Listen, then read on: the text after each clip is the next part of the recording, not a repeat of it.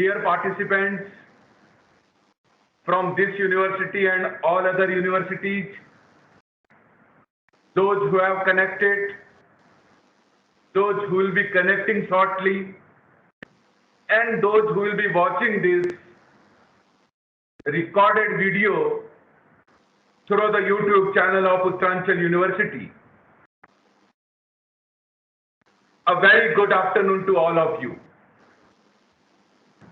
Dear friends, I take this opportunity to welcome you on the behalf of Law College Dehradun and on the behalf of course, entire Uttaranchal University family. You are welcome here. As I have discussed earlier also, that it has been the endeavors of the organizing committee to invite senior professors, eminent personalities, to take the classes as a resource person और मेरे कमरे में for the चश्मा रखा benefit हुआ of है, आईने के पास बोले आइएगा. our university faculties and of course all other faculties who have joined us. So far we have already taken the classes of 4 eminent professors, which includes Professor B.N. Pandey from BHU, and also myself, and Professor S.D. Sharma from Kumaon University, and Professor Vani Saab from Indraprasth University. Today we have with us, rather we are fortunate to have with us, Professor Zafar Mahmood Nawani Saab, and I am asked to introduce him. His profile is very long. I will take it in very brief. यहीं पे रहिए कोई जरा सा. Professor करना आप Saab, करते रहिए, बैठ के. an illustrious academician क्योंकि इसमें हमको with ईमेल over देखना है. 27 years of experience as a research person and professor. He has published around 150 research papers in the renowned books and journals in area of environmental law, IPR, and commercial law. He has attended more than 134 seminars, conferences at international and national level. He has been the recipient of National Award for Research in Environmental Law, International Association of Educators for World Peace, Geneva, NM, Indian Institute of Ecology and Environment in 1997, and a nominee for Meritorious Educational Excellency Award 2001, Global Society for Health and Educational Growth in 2001. Ladies and gentlemen, around 6 scholars have completed PhD disease under the supervision of Professor Nawani Saab, and also 66 scholars from postgraduate courses have completed their dissertation under him. As far as I know, Professor Nawani has been instrumental in designing the syllabus for undergraduate courses as well as postgraduate courses. He has been the member of series of committees of the UGC and other regulatory bodies. Now his professional affiliations. He is life member and members of more than 16 institutions which are related to the legal education and legal research.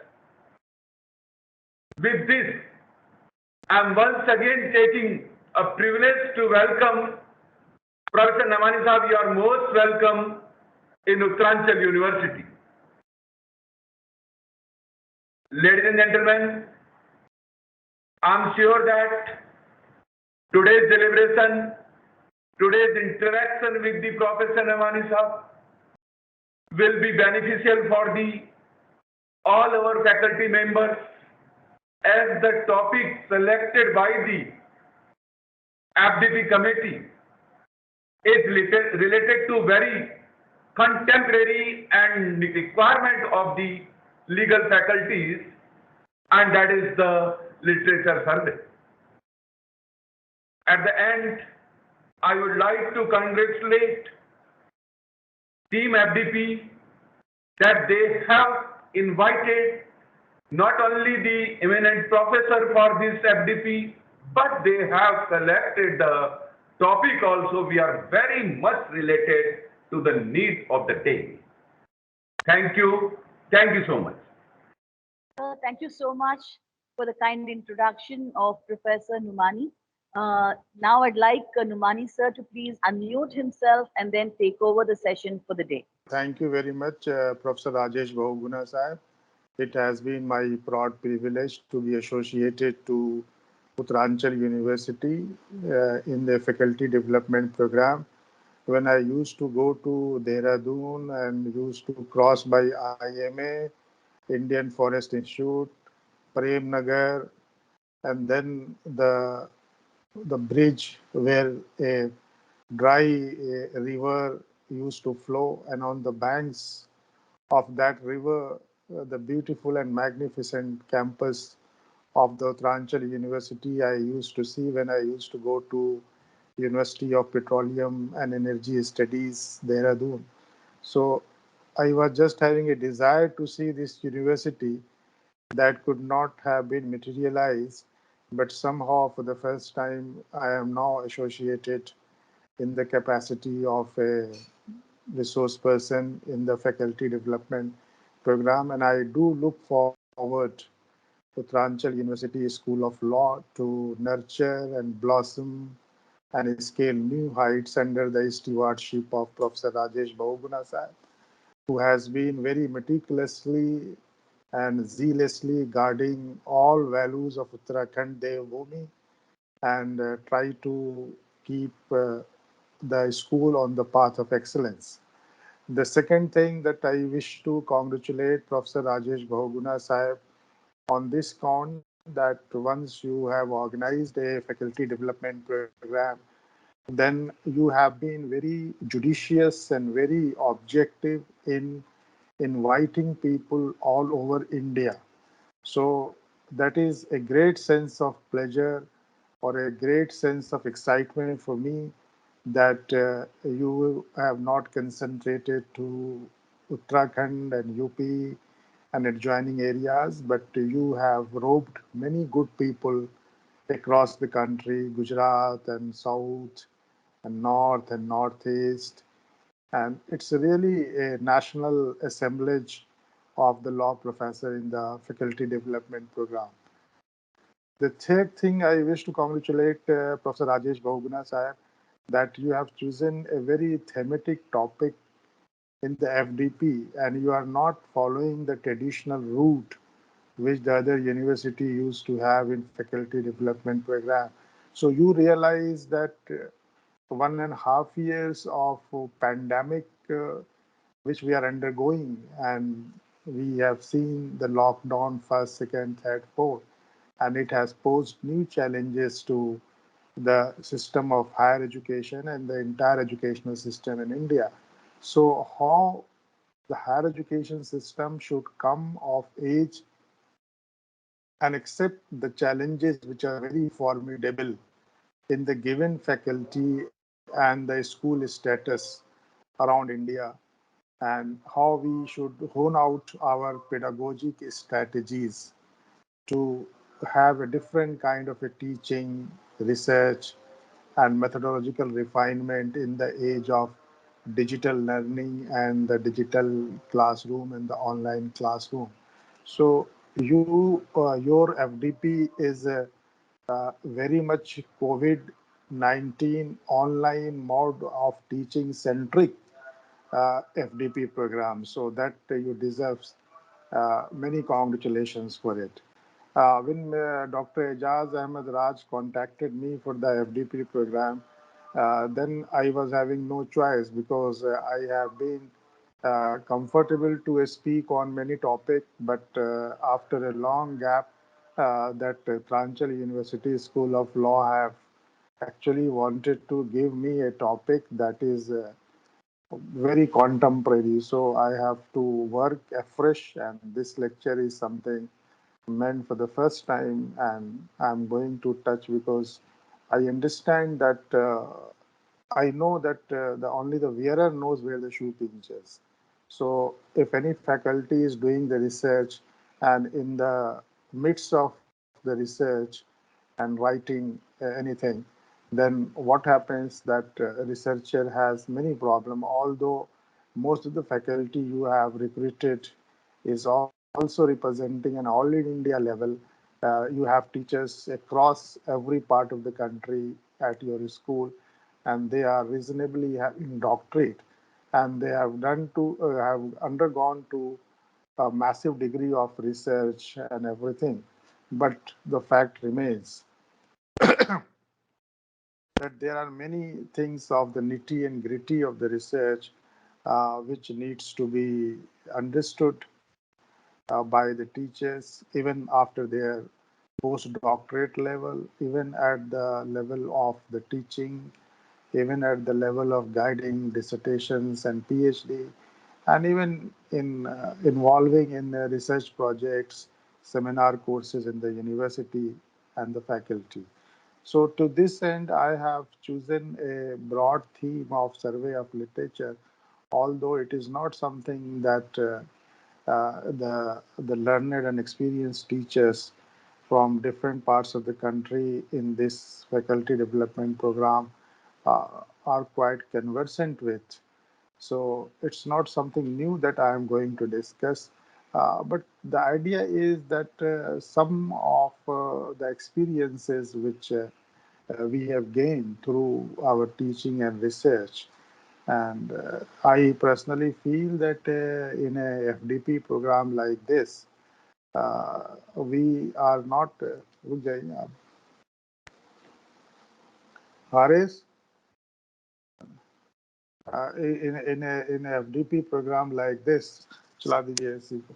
And if the FDP program like this, that what we have to do, that we have to share our broad researches and broad experiences to the engaged faculty and learned teachers across the university. It's not an occasion to have some kind of a lecture. उधर बंद कीजिए पीछे. And it's not an occasion to have a kind of a lecturing to such a senior faculty undergoing this FDP, but to share some of the basic things which I have meticulously learned about. बंद आप बैठे रहिए यहीं पे. Meticulously I learned about. So the topic which I have chosen today is the survey of literature. And in the survey of literature, as all of us knows, that the research is a kind of a process. Research is a kind of a process to know more and more where less and less is there. So research is not something that we can do something in a topic or in an area where abundance of literature has been collated and developed and galloped. So in any particular area when there are the booming kind of a literature and the themes which are flowing, so out of the explosion of the literature in a particular area, we have to collect, collate, and pull out those researches to some further fruitful researches. And in that scheme of then the survey of literature is considered to be of utmost importance. But before I actually dwell on the issue of survey of literature or literature survey, I just wanted to have a kind of a feel, because the online mode of lecturing and classes happens to be now a reality. But the fact remains that we do not have a physical kind of a eye contact with them. So just I wanted to know that how many teachers are there, if the moderator or any of the teacher can very succinctly uh, introduce about that, and they all of them are law teachers, or some of them belongs to other discipline, or it is an interdisciplinary kind of a conglomerations of the teachers or assemblage. That I just wanted to know. I think Dr. Lakshmi, we can The country, including and then excluding the 40 teachers who are from Law College Dehradun itself, who are part of this FBT. So we have about all of them are law teachers, not from other disciplines. okay. All are law teachers, Yes, sir. All of them are law. and there are 30 teachers. There are about 40 from our school and about 45 from other universities across the country. Oh, it's more than a two section of LLB class almost. Yes, sir. And Okay, that's some of the teachers who are with us here from our college, they also are involved with the pre-law subjects like political science, sociology, history, yeah. yeah, and management subjects like financial management and marketing and HR, human resource management. And we also have faculty from the humanities like English and French. Okay, very good. Thank you, madam. Now, with this, I just wanted to begin with that.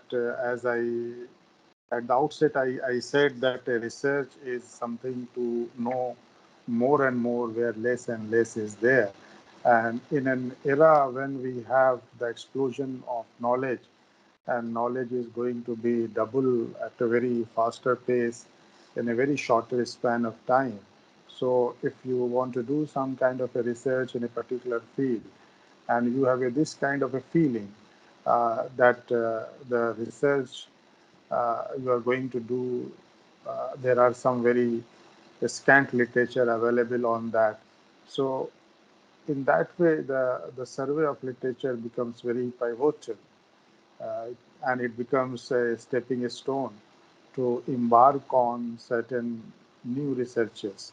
So, when we talk of the survey of literature, then we try to grapple the meaning of the survey of literature, and what exactly it connotes, it denotes, what are the procedures, what are the framework, what is the process, and in the process of survey of literature, which begins with the collection of the material to final writing of a paper, and then referencing and citation, and making it praiseworthy and publishable to some new journals, and to virtually or eventually it leads to the generation of knowledge.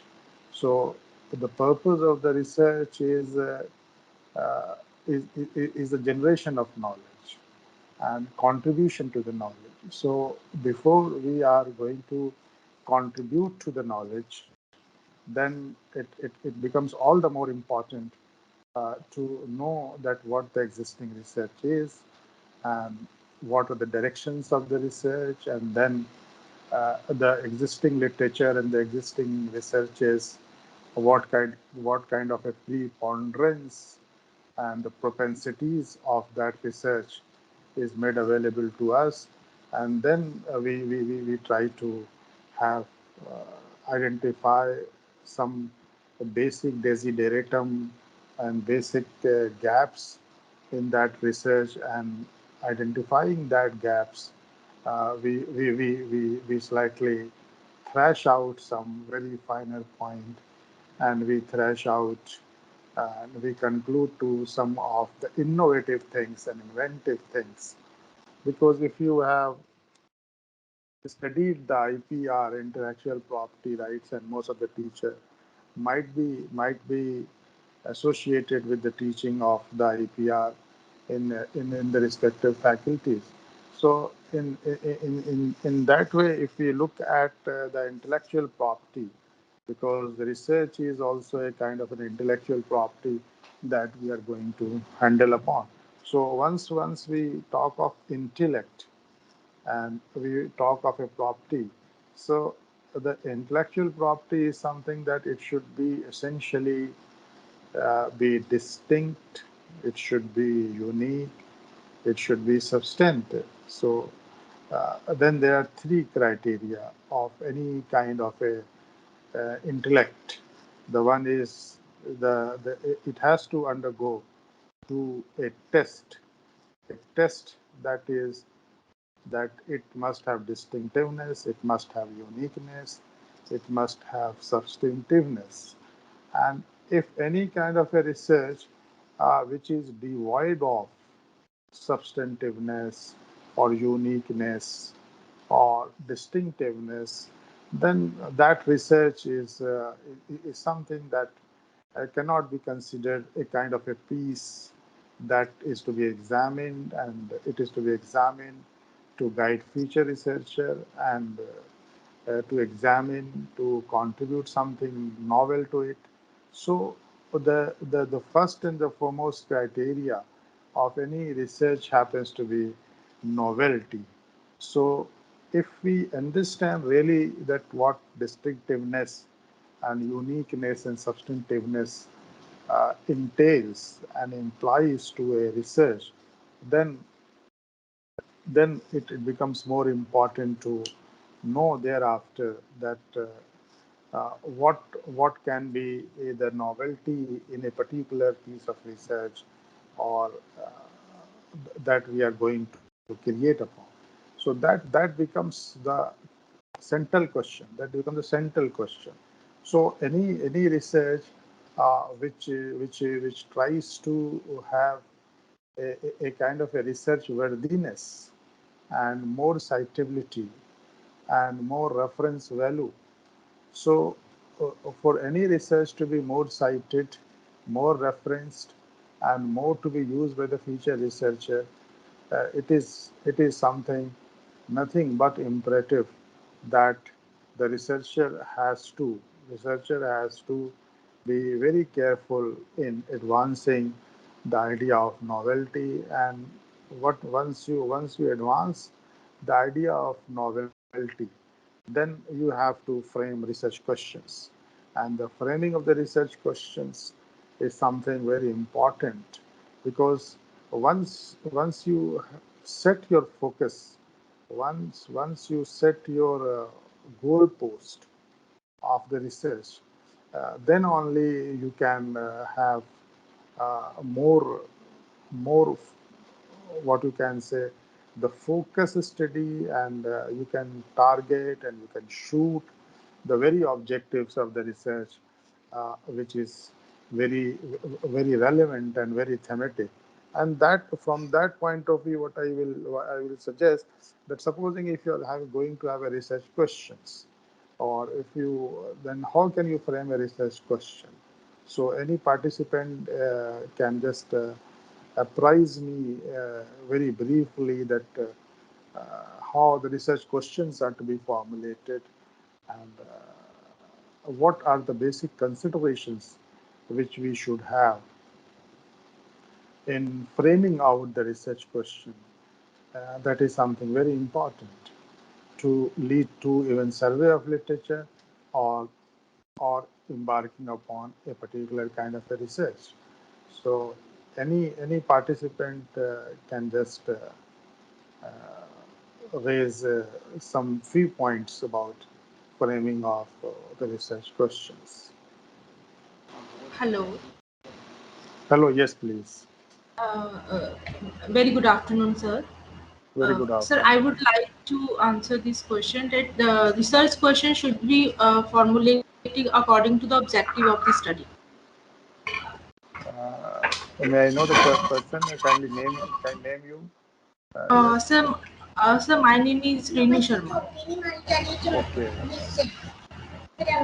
Okay. Supposing you are going to purchase a car. Supposing Renu, you are going to purchase a car, and you are having some kind of a market Yes. research on that. So, what are the basic questions you will frame for purchasing a car? So, what are the considerations? What are the considerations for purchasing a car? What questions you will frame? What basic research you will do?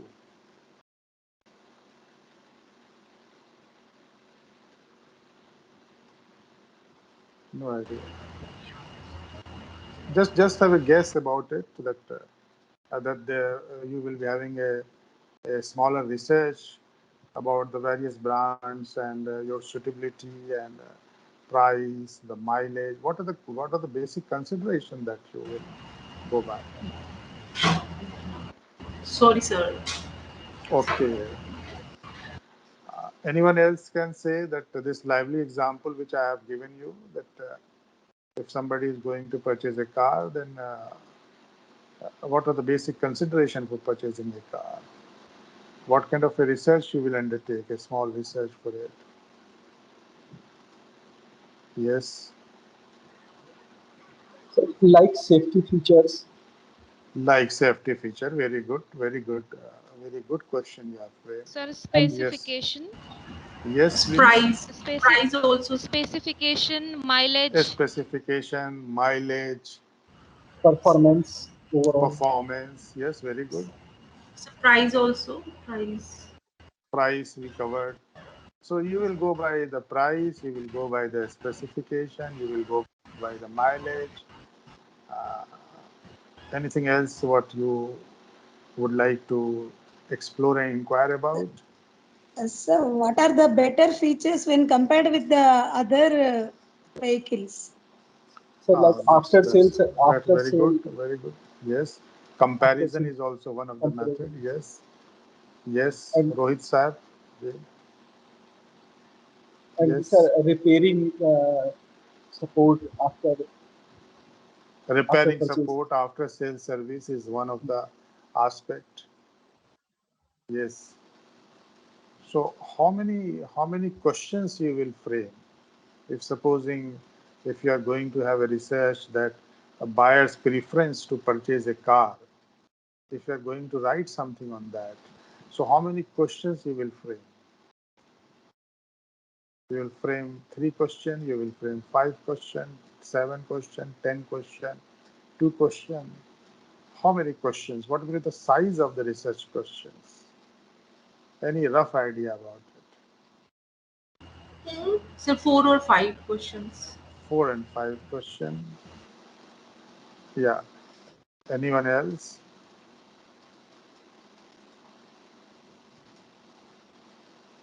So the question should not be very large, and the objectives and the research question should not be very large. But whatever you have said about a kind of a research questions that you are going to raise about, but nobody has said about the crash test. You have seen the price, you will compare, you will go by the specification, you will go by the model, you will go by the mileage, you will go by. But anybody who is purchasing the car is going to have purchasing a car on the basis of crash test. That Kia Seltos has a crash test, and in the crash test, this has been found. Yes, is that a consideration for purchasing a car? Is that although you have said about the safety, is you are moved by how many airbags a car has, or you go by the exteriors and interiors and a specification which are very gimmick in nature, that this car has this specification and that has specification. So there are certain gimmick features in the car. So you go by the gimmick features, you go by the other features. These are some of the very basic questions. Nobody is going to purchase a car on the basis of crash test. That in a crash test, if you look at on YouTube and if you look at some of the cars, the good brand of the cars, and then you try to know that after the crash, that how many brand have survived actually. So every car, like for the drug and the medicine, to go for the market and consumer ready for use, there used to be some kind of a trial of the drugs, and the more the trial, and the trial is on animals, on humans, and humans of all the age, and then you have a silver standard and you have a gold standard, and after going that, passing through that standards of trial, then you are in a position to say that this is the side effect, and it has been tried on many segment and many layer of the population. So these are the research questions that you have to frame the question from the end point of view. And while the framing the question, that you have to apply a rule of seven, and the rule of seven is that as Renu has pointed out, that you have a 5 questions or 3 questions. It should not be unnecessarily very large number of questions to be asked as a research questions. But once you have a rule of seven, that means maximum you should go to the seven. Maximum you should go for the 7 chapters. Maximum you should go to in any paper. Maximum you have a seven division. So this is not something very esoteric. This is not something very ideal. But this is something very practical. This is something very. You are going to prepare a PPT. Suppose how many PPT you will prepare, Dr. Renu Sharma, or Mr. Anil Kumar, or Dr. K. Prasanna? How many PPT you will prepare?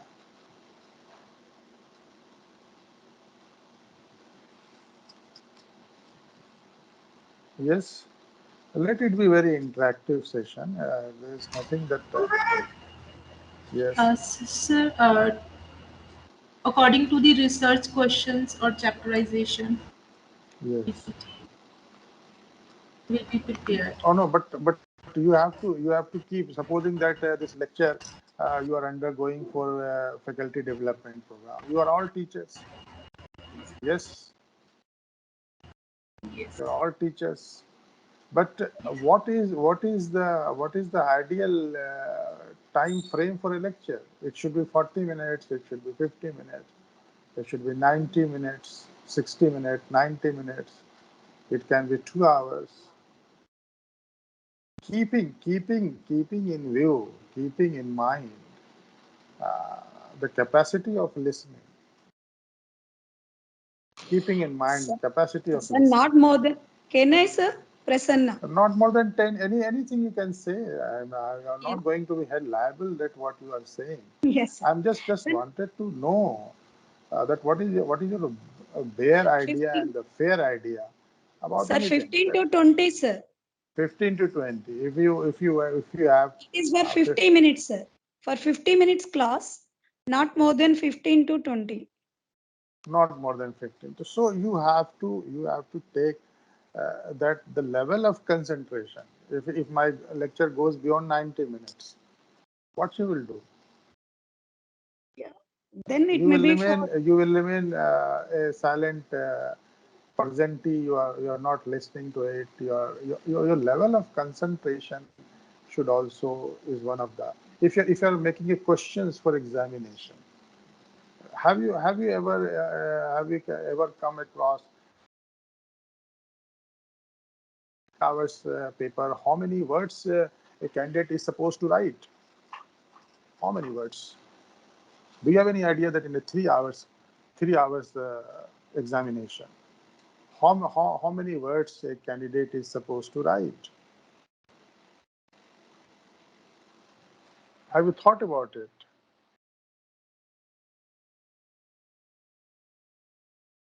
That what is the writing capacity of a person in 3 hours? Have you calculated that? approx 2000 words. But but you see, there are question papers which says that 25 questions are there, and 10 questions are 150 marks. Supposing 15 questions are uh, 25 questions are going to be asked, or 20 questions are going to be asked. 10 question is demanding 150 words. Then you are demanding 1500 words, and then another 10 question you are demanding 250 words. So then you are demanding 2500 words. So 2500 words and 1500 words in a 3 hours examination of any kind of a state service examination. You have to bear in this mind that a candidate is going to write 4000 words in 3 hours. So you have to look from that point of view, that what is the writing capacity, what is the thinking capacity. Uh, so in that way, if you are going to frame the questions, that you will frame questions like I can give you the example that in a matrimonial alliances, you raise many questions that the boy is having this much salary, and his parents is there, and family is doing everything, and about the girls also, that doing this, that you have a large number of questions and queries in matrimonial alliances. But do you have a query that what the likely couple is going to have about their family planning? They prefer two child, they prefer no child, they just want to remain like that. These are not the questions. We are not addressing those questions in matrimonial alliances. We are not addressing the questions of the health of the boy. We are not going to question have a disease profile of the boy. We are not going to have a disease profile of the girl. But having an objective researcher, you have to look not for the salary, not the residence, not the family, but the core question. The core question of the research is the health of both the parties which have to live together, their infirmities, their diseases, their general vigor, their general stamina, a lot more questions. The psychological temperaments. These are the questions which are to be framed in the research. And unfortunately, when we frame research questions, then we do not focus on the very essence and the spirit of the research. Because a researcher, मुझे वो दिखा दीजिए, वो screen. Actually, I just wanted to share some slide. अब कहाँ पे आया था?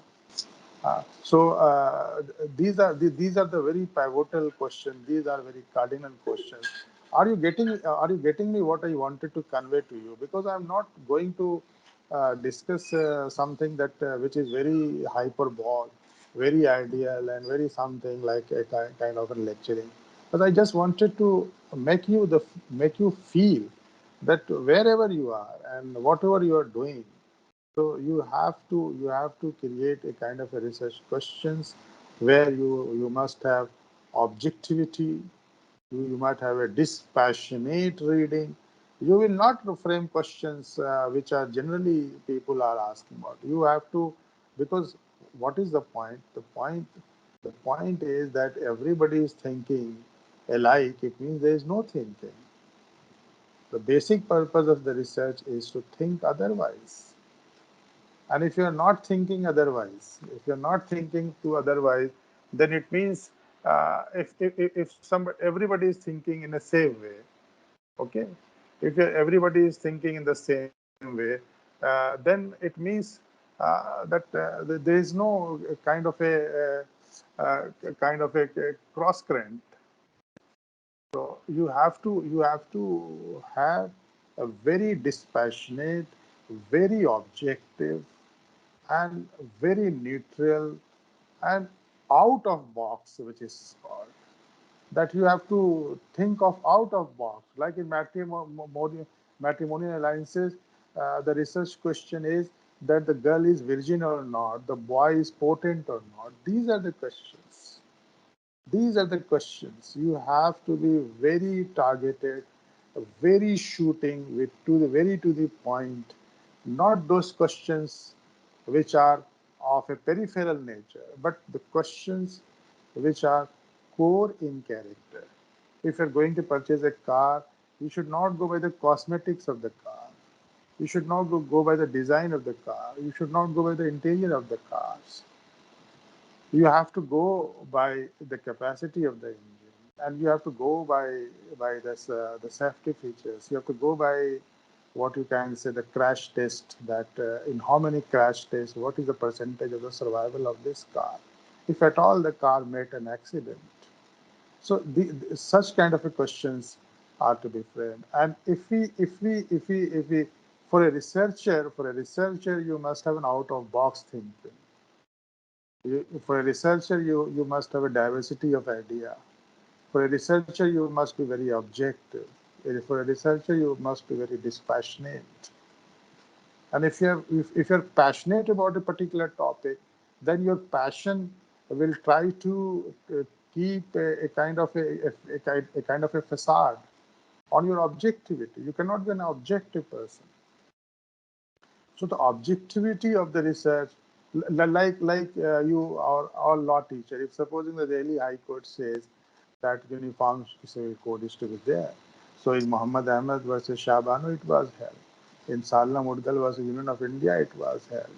In Lily Thomas versus Union of India it was held. And many judgment talks about the government is also coming out of the uniform civil code. But no, the question is the dispassionate question is that is the criminal law uniform in our country? If you go to the Indian Penal Code, do you think the Indian Penal Code is a common law and a common criminal code? If you look at the Indian Penal Code, every state have its own amendment. I'm just giving an open homework to everyone. Go through the Indian Penal Code, go through the Criminal Procedure Code, and look at the state amendments which has been made to the Indian Penal Code. So when the basic criminal law of India, one of the most celebrated criminal law of India, I'm not going into the debate that whether the Uniform Civil Code is good or bad. I'm not for it. I'm not for against it. But what I am raising is a different point. What I'm raising is a kind of a point that those laws which are uniform, be that civil law or be the other branches of the civil law which is uniform. It is only family law which is not uniform. That is the point in the Uniform Civil Code. Because Uniform Civil Code, there are civil code which are uniform in this country.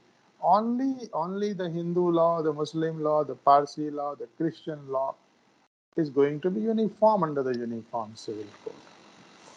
This is the crux. Am I right or wrong? You just tell me. Anyone in the class, just tell me. Uniform civil code is going to have a uniform civil code for all civil code? Yes. Kindly answer this question, please. Yes, please. Anyone can answer this question. What is your understanding about it?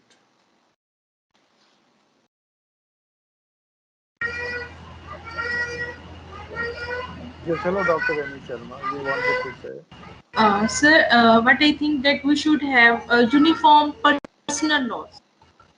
No, no, we should have or not. But my question is that what is the level of understanding of this class of FDP that the Uniform Civil Code under Article 144 that a state shall endeavor to have a uniform civil code throughout the territory of India. What is your understanding that it is going to, if the government is going to have a uniform civil code, it is going to make all the civil laws uniform? What is your understanding? What is the understanding of this class? I just wanted to know.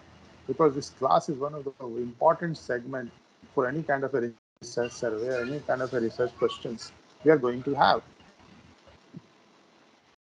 What is going to be done in this uniform civil code? So, like on the topics which are common, like marriage, divorce, and succession, but on these common points, there should be an Mr. improvement. Razif, you wanted to say Sir, that uniform civil code no, no, sir. is This is is Mr. going Rajat, to sir. be is not going for Sir, the entire civil code. sir, Yes, the funda please. Anil K. sir, the Yes, please. fundamental principles, Yes. the fundamental principles covering or dealing with these issues, they must be the same. This is, according to me, this should be the uniform civil code. If we are dealing with a particular issue or a particular subject, then under law there must not be inconsistencies in terms of the rules or uh, uh, the uh, the principles. True, but which law? Which law is going to have the focus? Which law is going to have the target? Personal laws. Personal laws, sir. Personal Personal laws. law. Personal laws. So the personal law, no things are clear. You came from general to particular. This is known as the universalism versus particularism theory. That uniform civil code is not going to make all civil laws uniform. Or in other words, as a researcher, or in other words, as a researcher, you mean to say that the bulk of the civil law is already uniform. If I put it otherwise, am I correct or not? You just tell me. It's just a Yes, sir. discussion. Yes, sir. But what Yes. is the focus of the general people? What is the focus? What is the focus? What is the general understanding? What is the general perception? What is the popular belief about the UCC? That it is going to Sir, be a I have a talismanic point. cure. It is going to have an upheavals of all the civil laws. Yes. This is a general perception. Sharda Child Marriage Restraint Act is applicable to Muslims, Hindu, Christian, Parsis. It's already uniform. Guardian and Wards Act is applicable to all the parties, all the religions. Even in the family laws, there are many laws which are uniform. You find any difference between a Child Marriage Restraint Act that it is something different in Muslim law, something different in Hindu law? And Child Marriage Act is what? Is it not a family law? Guardian and Wards Act, the custody of children, it is not a family law. Is it not uniform? You may have a different principles of the different law under Hindu law or Muslim law, but there are body of the legislations. There are adultery, dowry is a family matter, but it is dowry under criminal law is applicable to all the religion. It is uniform. Child marriage is uniform. So there are in the if you talk of, then I'm just wanted to have a purview, the canvas of the uniform civil code. Like I can give you the example. You can understand better about it. Like the example is the triple divorce. What is the triple divorce law at present? I'm just giving the popular example to bring home the conclusion. My point, I'm not a person of family law, and I believe that you are also not. But I just giving, because those things are already in the public memory. So what is the triple divorce law at present? Yes. Sir, now there is a law called the Muslim Women Protection of Right on Marriage Act Yes. 2019, which Okay. talks about the triple talaq, and it also says that if any Muslim woman, Muslim man is pronouncing the triple talaq, then he will be punished. Okay, Neha, very good. But do you do you have any idea that triple talaq, by this law, by the stroke of this law, the impression is that it is being practiced by all the Muslims? Is that true? Sorry? By the stroke of this law, the impression is that triple divorce was rampant among the Muslims. Yes, sir. Yes, But this is the impression. yes, sir. Yes, but what But you the wanted to actual say? actual position is not, the actual position is not this, that it has not now also it has not been removed, the triple talaq, in No, their no, practices. I'm not talking about the practice. I'm not talking about the severity of this practice. I'm not talking about the incident and trend of this practice. What I'm talking about, that the law gives this impression. As a researcher, I'm a researcher, you are also a researcher. Yes, Law sir. gives this impression that the triple divorce is applicable among Hindu. The answer Yes, is sir. No. is no. Applicable to Yes. Christians? No. No. Applicable to Parsi? No. No. No. Applicable to Muslim? Yes. Yes. But which Muslim it is applicable? Have you ever tried to know? No. Shia Muslim don't believe in it. Yes, sir. Ahle Hadith did not believe in it. Malki school or Shafi'i school, Hanbali school did not believe it.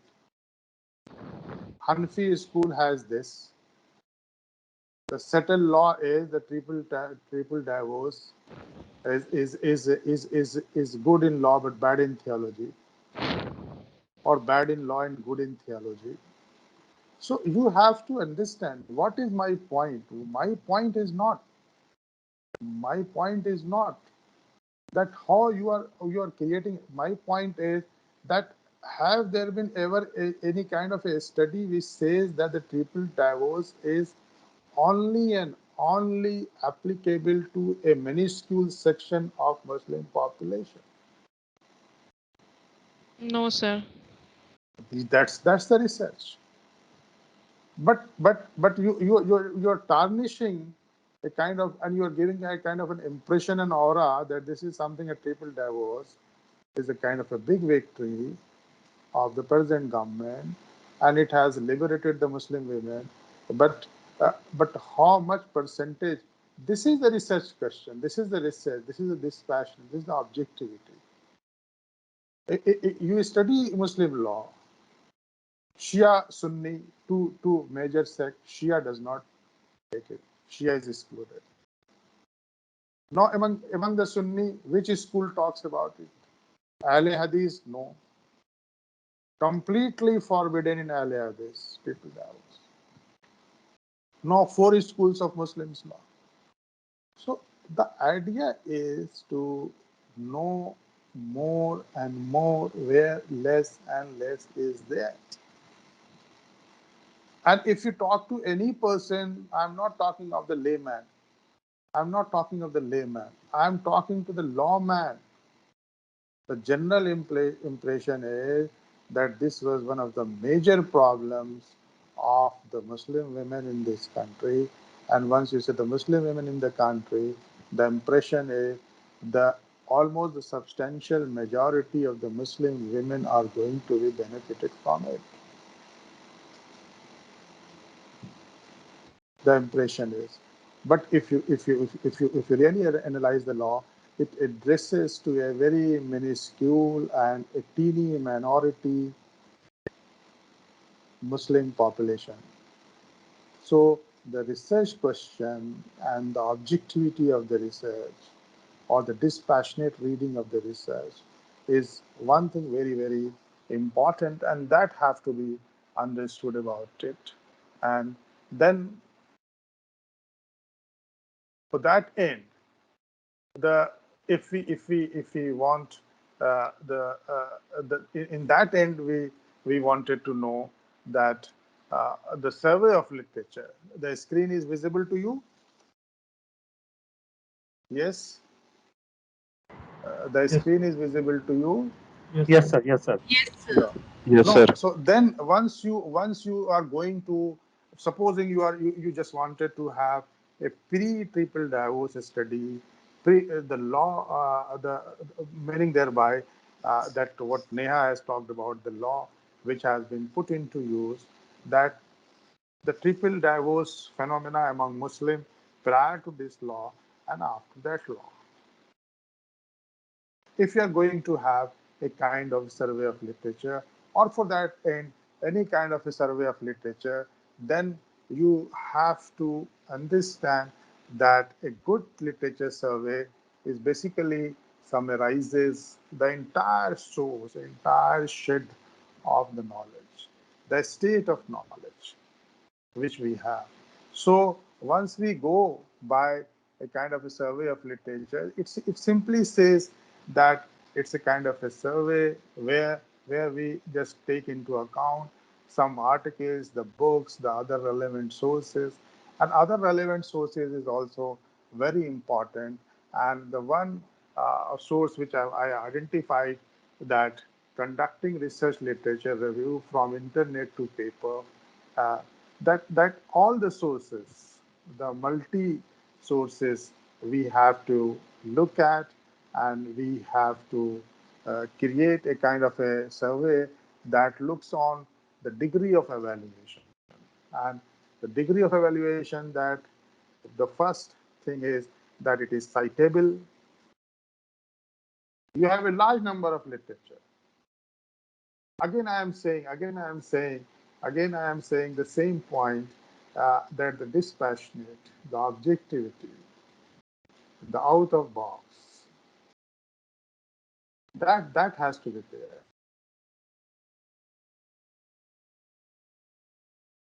Once you scrutinize any piece of paper, any kind of a piece of literature, then you primarily feel that this literature is citable. The citation factor is important, that this deserves to be cited. Yes. And then once you believe that it is to be cited, then you have to have a summary of it and of that literature, and that literature must be collated and pulled out in such a way, that that the basic parameters of your research, the basic questions of your research, and your questions, the research question is also very important. The research question is very important in the sense that I have given you the two lively example of making research question. So the core, not the periphery. You should not go on the fringe. You should not go on the periphery, but you should go to the core of the theme. Because I'll repeat it many times, 100 times to this class, that the research is to know more and more where less and less is there. So you have to frame research question in such a way that you have to you have to make sure, sorry, you have to make sure that what we are going to cite, is it visible to you? Please kindly just let me know. Yes. Hello. No, sir. Not now. No, sir. No. Can you No, sir. No. Okay. uh, presenter? So you have to, the questions you have already framed, that any citable literature worthy of citation, it should be summarized, And after summarizing that literature, it should be synthesized with your basic question, with your basic query, your basic hypothesis, your basic assumptions, that the assumptions you are taking,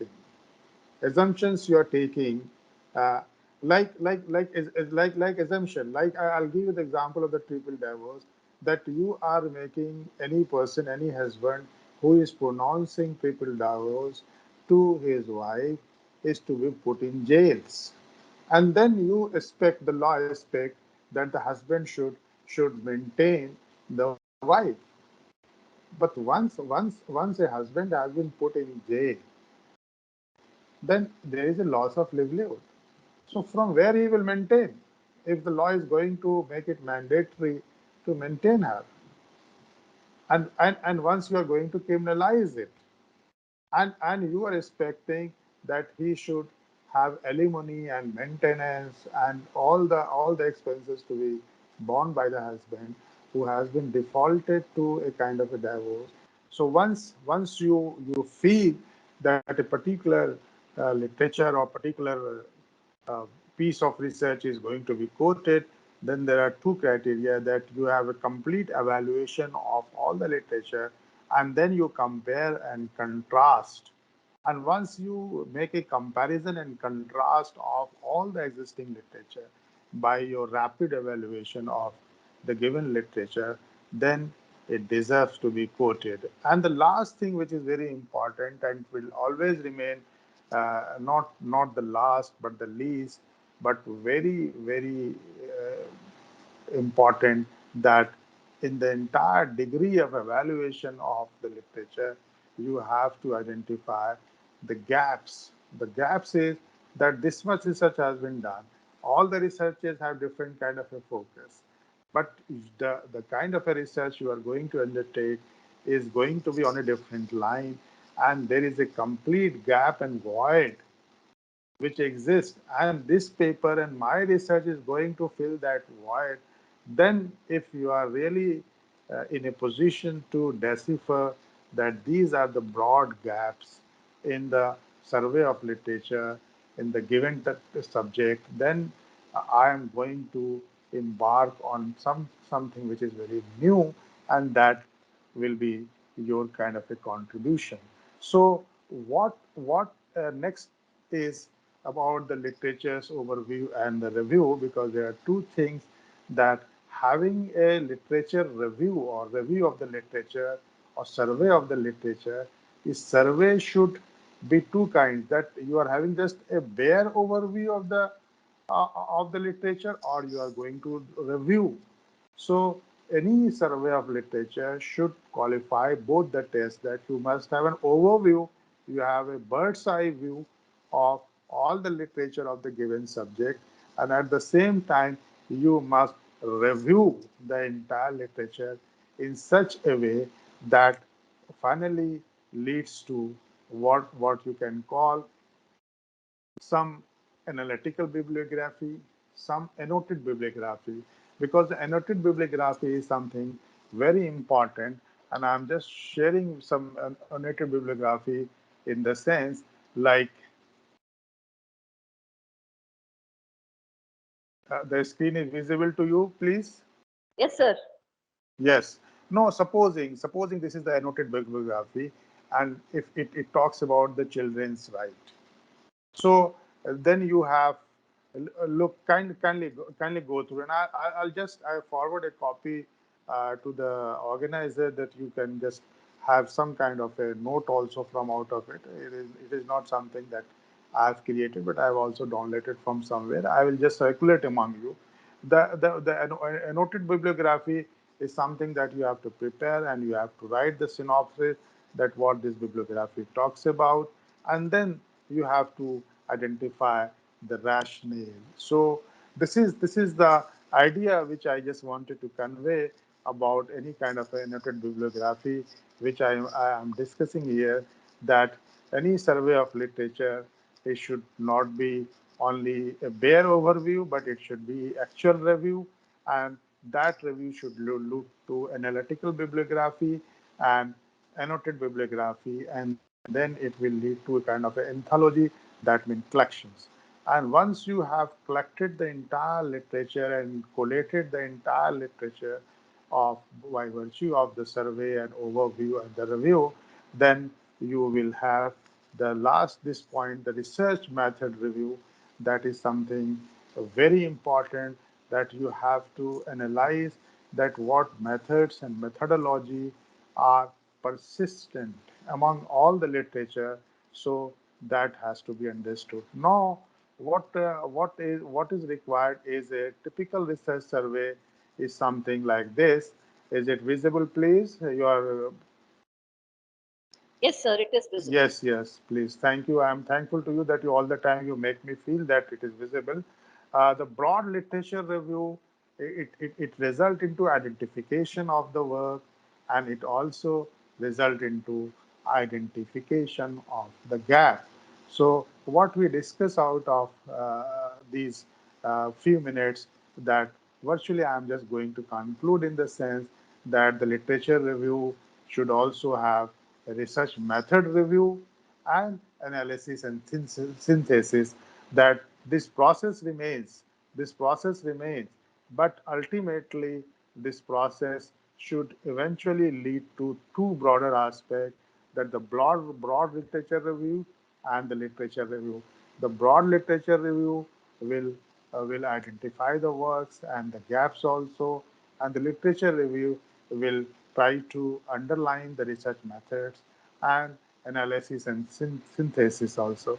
So the progression of the research is something.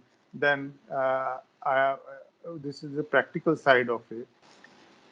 Now the next I am going to why this picture and the is it visible to you? Yes, please. Yes, sir.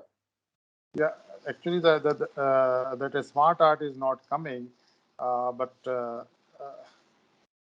no. Thereafter, what is going to be have a kind of a typology of the literature survey, that once we have a broad literature review and identification of the gap, then we slightly move to what is called, not a single picture is visible.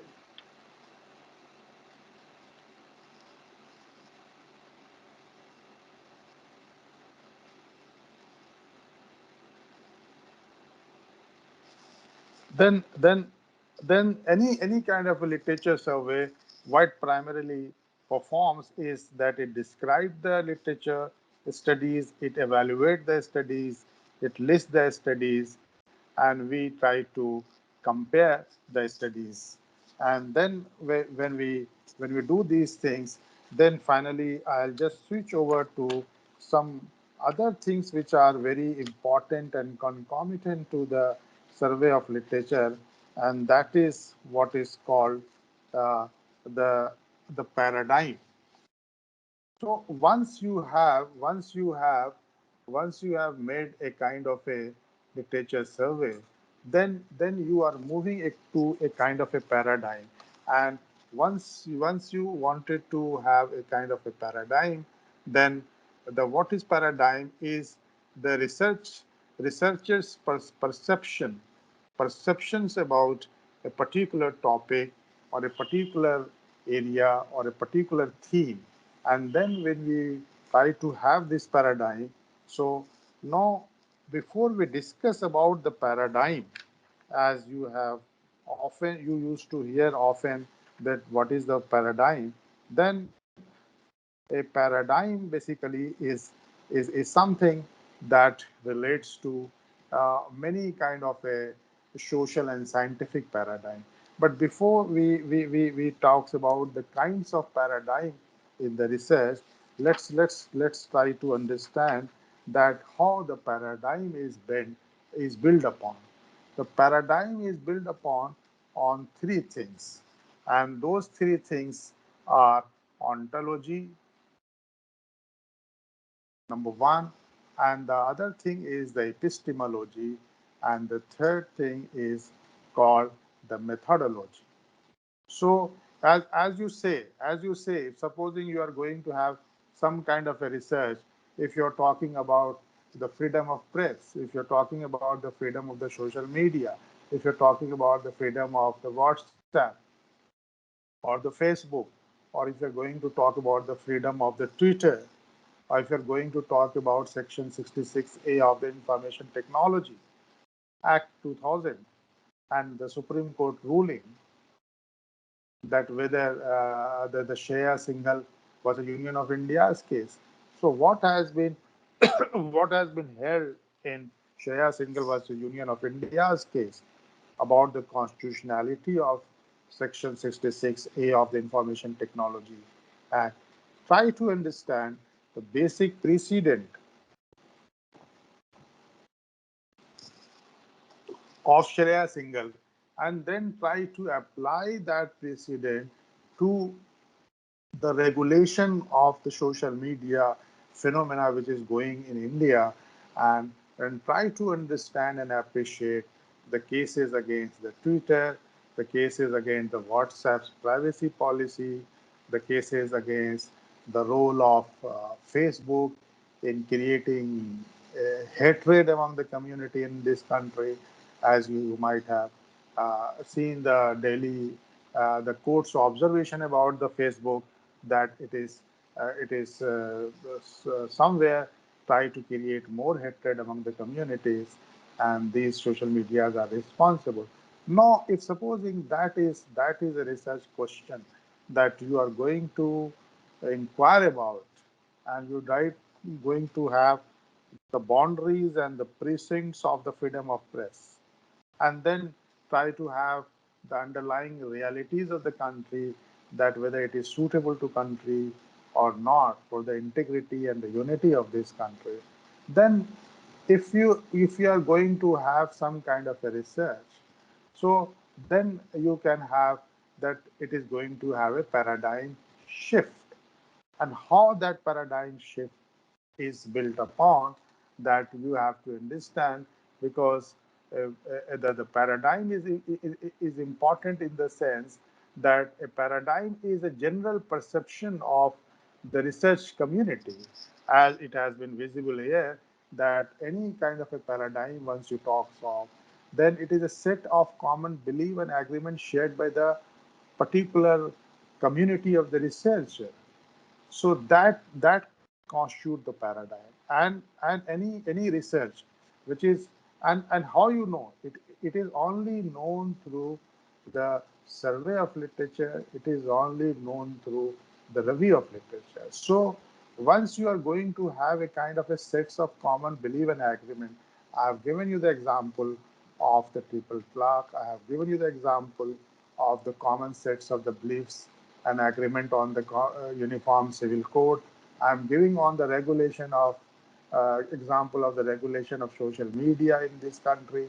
So then you have to go deeper into it, and going deeper into it is something that you have to really understand the ontology. You have to understand the ontology of the entire, and the ontology is something that the study of being, that what exists. You are not going to be very critical of it, but what exists, what is the corpus of knowledge. Only the corpus, only the corpus of the knowledge. I'm audible to all of you? Yes. Yes, sir, very much. Okay, very good. Because there is no two-way traffic once the slide is there. So once you have the ontological status, it is known as.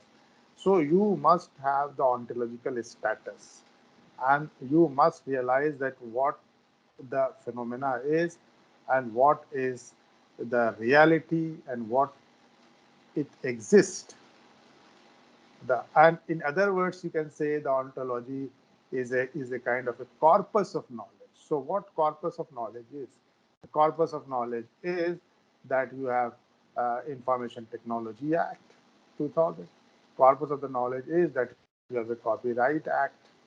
The corpus of knowledge is that you have a domain name. Corpus of knowledge is that the entire branch of the intellectual property law, the constitutional law, and the information technology law. This is something that the state of the knowledge, corpus of the knowledge. Then thereafter, any kind of a paradigm which we are going to suggest out of the survey of literature is something based on the epistemology. And epistemology is that it is a science of knowledge. It is the theory of the knowledge. That whatever knowledge is handed down to you by different literature, by your survey of literature, by overview of the literature, by the review of the literature. So the entire literature which has been handed down, entire corpus of knowledge, then you apply certain theoretical postulates to understand the validity, the scope, the methods. So you try to theorize. You try to theorize. You are in the process of making some kind of a theory. And making it something a theory means that you have to raise many questions that what is to be done, how it is to be done, why it is to be done.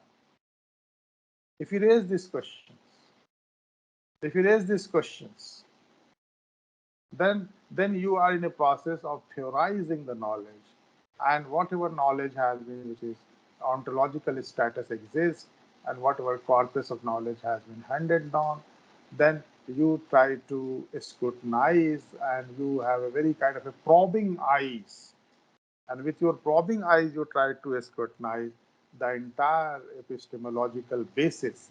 And then you indulge into the construction of the epistemology. And finally, you come to methodology. And you apply certain systematic methods to resolve a research problem through through the given literature, through the given ontology, through the various tools of epistemology, and then you have an interpretation and then presentation of. Then, if these three things are logically driven, then we move to what is called the paradigm and the polymix. The paradigm and the polemics is very important, that the polemics is something that only one narrative you will accept, or you will accept different kinds of the narrative. As again, I will revert back what I said in the earlier, that out of box, if everybody is thinking alike, then it means there is no thinking. If everybody have the same idea, then there is no diversity of the idea. There is no dissent. There is no disagreement. There is no other way of looking at things. So the polemical aspect, the debatable aspect, the debate on a particular theme is very, very important, and that the narration of a particular literature and a particular streak of writing, particular streak of judicial pronouncement on any particular issue, that we have. But whether there is a debate, there is a scope for debate, where there is a scope for divergence of opinion, whether the diversity of the opinion can be cherished or it should be condemned, that is something very important in research. And we try to create a polemical basis of any kind of a research. And once we do that, then we probably used to create something which is what is called, that we should be very careful to the methodology and the methods of the research. If supposing we are going to have a case law method of research in the law, or we are going to have a kind of a pragmatic research, as it has been one of the facets of what is called the pragmatism, which the sociological school of thought in law. If you look at the Lloyd's book on jurisprudence, then it says that from sociological school to sociology of law, and then the entire Ruscopondian approach, the social engineering, the balancing of competing interests, and then the school, realist school of thought in law, and then behavioralist school of thought in law. So the pragmatic aspect is something very important because the purpose of the research is to serve the greater common good of the society. The research should not be only a kind of an abstract thing that you have some kind of an exercise of the research, but that research is to be tailored to suit the needs of the community. And if the community is going to be advantaged out of that, what is called as a action research. So if we look at the paradigm, then we have so many kind of the paradigm. The one is a positive paradigm, which believes a sense of positivism, and it believes in objectivity, in knowability and deductive logic. So something that once you're going to make a paradigm out of your research and survey of literature, it should be objective, it should be deductive, it should be logical, and it should be dispassionate. And then there's another, the interpretive paradigm. That paradigm is something that you have to understand the differences of the different approaches on a particular subject, and then you try to create some kind of a synchronization process of that paradigms and different view. Then there is a social constructionist framework or paradigm which is applied in most of the sociological and criminological researches. And then there is a kind of a critical paradigm with beliefs or focus on power, inequality, and social change, meaning thereby Max Weber, Durkheim, or Fogolian tradition, what you can say, as we used to have the Marxian, the Marx, the Weber, and Durkheim. These traditions were quite applicable in law. But once we have a Marx, Weber, Marx, and Durkheim, and now we are going to add Foucault, the Foucaultian paradigm.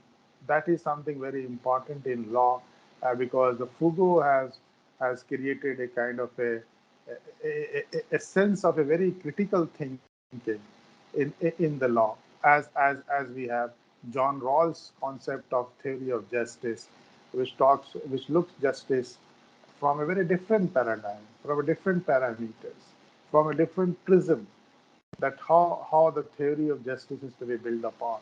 So that critical paradigm, pragmatism, I have already covered. Now the last point is the postmodernism. The postmodernism paradigm is something very important. The postmodernism paradigm is something very important in the sense that the truth of any subject is not absolute, is not known, is not established.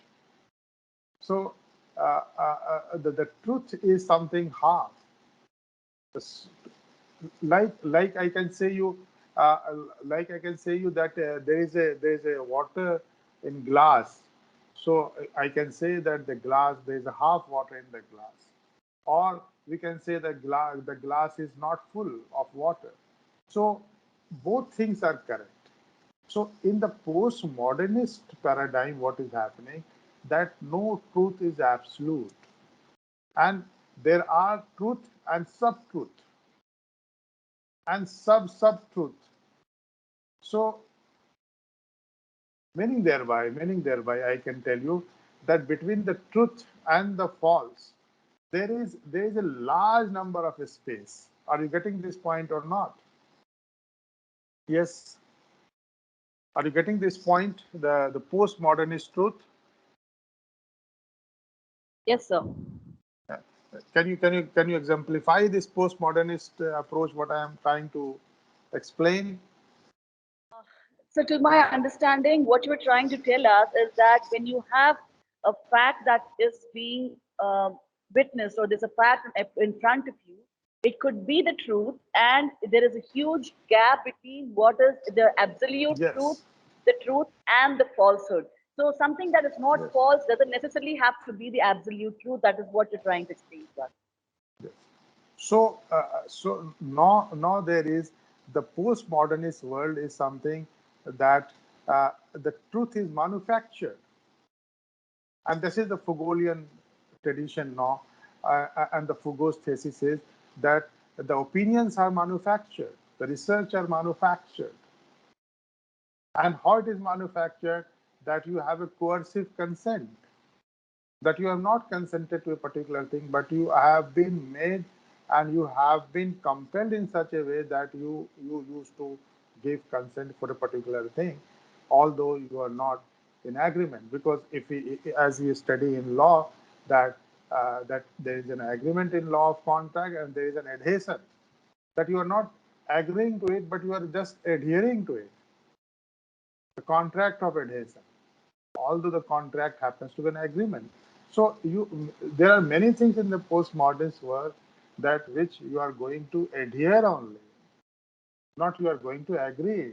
And even if you don't adhere and agree, but there is a process of manufacturing consent and portraying that consent that the community want, the people want, and the truth is not prevailing upon, because on the truth, like in sciences, we talks about the fuzzy logic.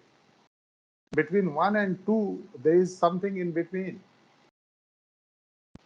And that is known as the fuzzy logic, the fuzzy situation. Similarly, between the truth and the false, there are many things.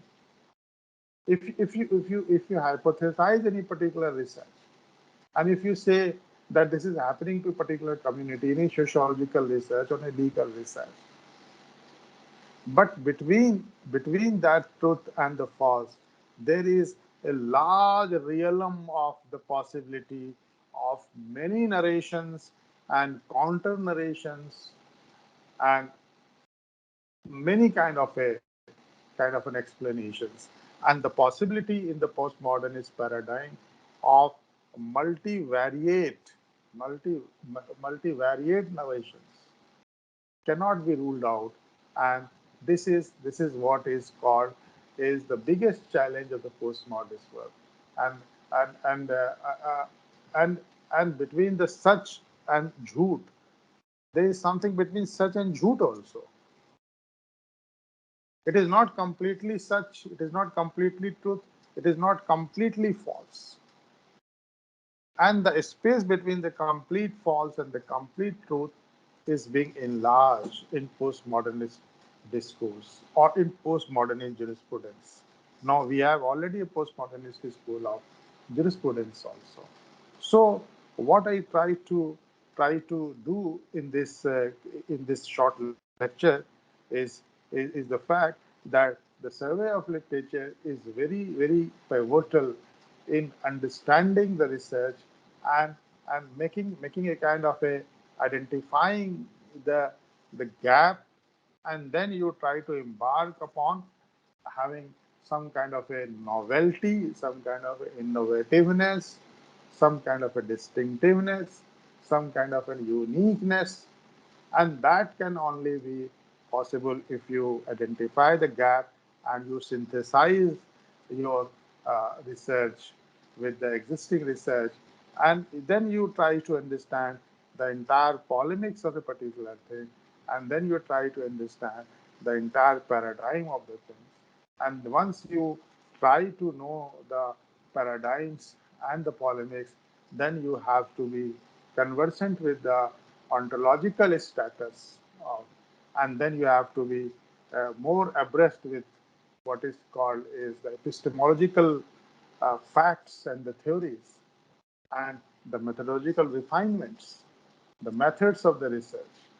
And once you combine it, then you make a paradigm. And once you make a paradigm, then you have to be careful that which paradigm you are going to opt for.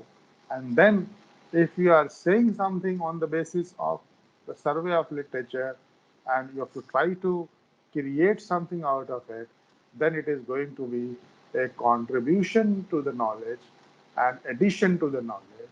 And the contribution and addition to the knowledge is the ultimate goal of the research, and any researcher who are going and embarking for any kind of a research must be very circumspect to these kinds of the tools, methodologies, theories, cross current, polemics, paradigms, and in the entire sphere of undertaking a research. With this, I conclude, and if a participant can have some questions and answers, questions, then I'm here for another few minutes for answering those questions. So today we had with us Professor Numani from Aligarh Muslim University, who shared his perspective on the understanding and importance of review of literature or survey of literature in legal research. So since this had been an interactive session, sir, I must tell you, we didn't really have many questions from the participants today, because I think they've been answering you through the course of the talk. Any questions from the participants? You're free to pose them to sir right now.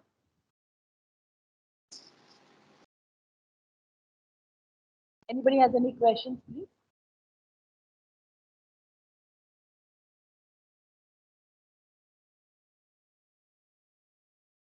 Okay, if there are not too many questions for sir, but then you do have a question that comes onto your mind a little later in the day, please feel free to write to us, and then we'll forward it to Professor Numani sir, and we'll also ask him for his perspective and his opinion, answering your question on his with his perspective. So today it was extremely interactive and and I must say an enthralling talk we had by Professor Numani on the understanding and importance of survey of literature in legal research. And then, sir, just to wind up the session, I'd like to kind of touch base on what sir had discussed this afternoon with us in the faculty development program. So he started his talk on the contribution of knowledge and generation of knowledge to be the quintessential purpose of research per se. And he said that the preponderance and potency of literature available is to be identified for one, the knowledge base on one hand, and of course the gap that exists for the other. And it is for us as researchers to actually start working on the gap that has been identified as a result of this kind of a survey of literature. So, sir has tried to very uniquely connect the concepts of intellectual property to research when he said novelty, distinctiveness, and also usefulness, is very essential for a research, because that happens to be the end result of your research. Because research which is not giving you any kind of a solution cannot be called useful. So either we have a solution or we come up with identifying a challenge. So this is something which sir has tried to integrate the concept of intellectual property into the very idea of research, and what is it that we as researchers should look at objectively and dispassionately, as also with extremely analytical and lateral thinking, because that is something which is required in the present day context. I completely agree with sir when it comes to legal sciences, especially because we are going into an era where a standalone legal science doesn't function any longer. We are into the era of interdisciplinary science, and so sir has actually touched upon that. For those of us who are involved in interdisciplinary legal research, we will completely agree with sir. We would kind of resonate with his thought process.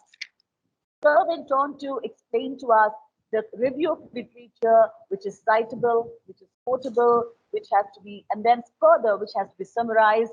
And then you need to collate the entire literature that has been reviewed by you as a researcher and come up with the core of the particular research that has already existing or that has already been done by the previous researchers on one hand. Identify the areas where there is a lacuna where there seems to be a gap that needs to be bridged.